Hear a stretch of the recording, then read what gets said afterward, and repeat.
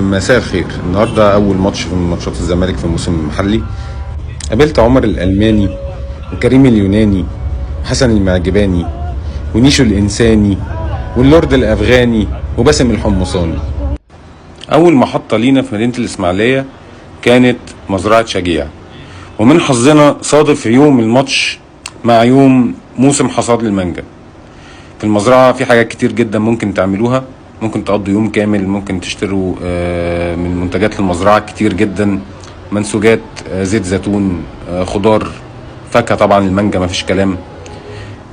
ده طبعا اعلان مش مدفوع لاجر، بس انا ما عنديش مانع يعني اعمل اعلان.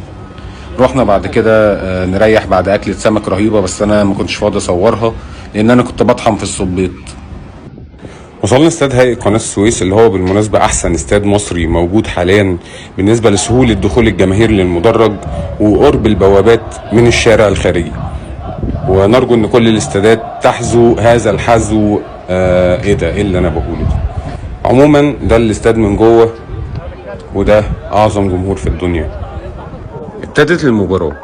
أول 5 دقايق لعيبة الزمالك ما كانتش لسه دخلت الماتش. سيراميكا كعادة أي فرقة بيدربها كابتن علي ماهر بتبتدي تضغط من قدام، وده مكنهم إن هم يستحوذوا على الكورة أول 5 دقايق زي ما انتوا شايفين. بعد خضة البداية ما راحت ولعيبة الزمالك بدأت تقف على رجليها، بدأنا نمسك كورة ونحاول نهدد مرمى بسام، بس المدافعين كانوا بيطلعوا لقدام جدا في محاولة لضغط لعيبة سيراميكا، وده كان خطر جدا على الزمالك. ده اللي شفناه في الشوط الأول من محاولات سيراميكا في المرتدات، اللي راح مثلا إسلام عيسى بكذا واحدة منهم صناعة من عمرو السولية. نتيجة الضغط ده إننا قربنا من مرمى بسام، وبدأت ركنيات الزمالك اللي واضح ان عبد الله السعيد هو اللاعب اللي هيكون مسؤول عن تنفيذها من ناحية اليمين ومن ناحية الشمال.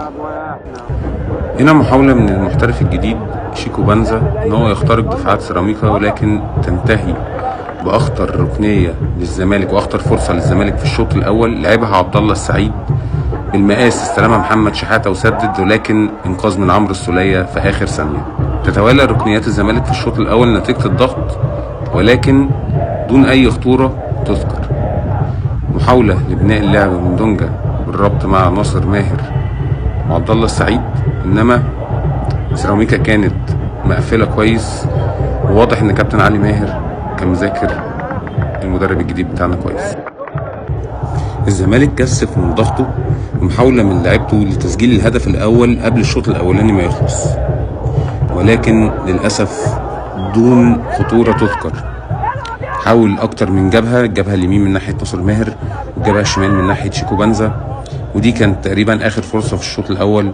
كان اوفر رفعه ناصر ماهر، محاوله ان هو يوصل للاسطوره ناصر منسي، لكن للاسف الكوره اتقطعت من دفاعات سيراميكا.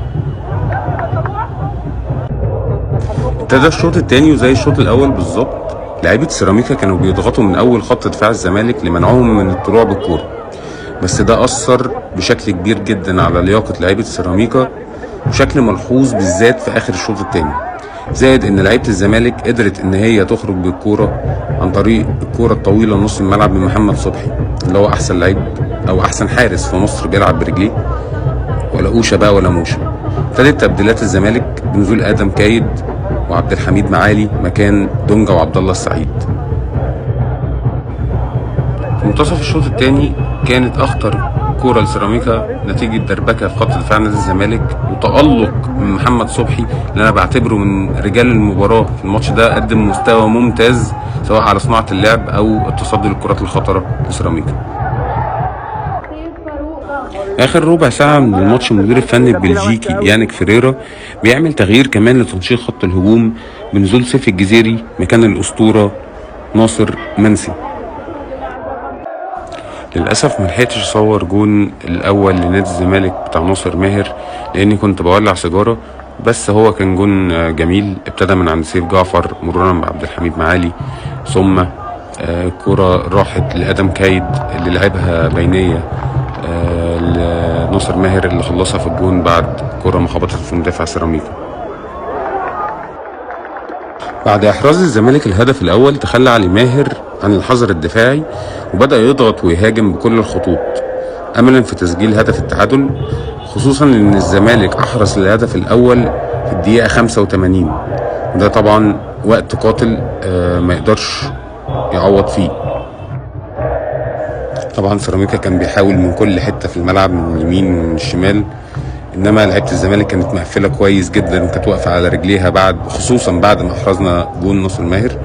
وكمان يانيك فريرا امن الدفاع بنزول صلاح مصدق.